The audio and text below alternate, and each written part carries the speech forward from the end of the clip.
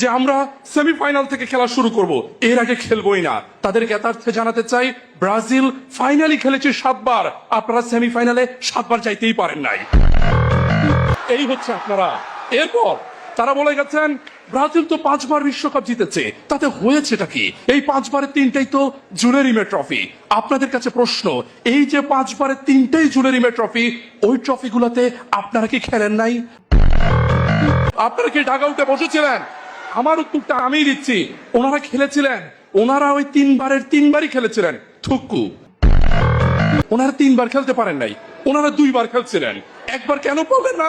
1970 সাল, 1970 সালের জুলেরিমে ট্রফিতে চ্যাম্পিয়ন হয়েছিল ব্রাজিল, আর্জেন্টিনা খেলতেই পারে নাই।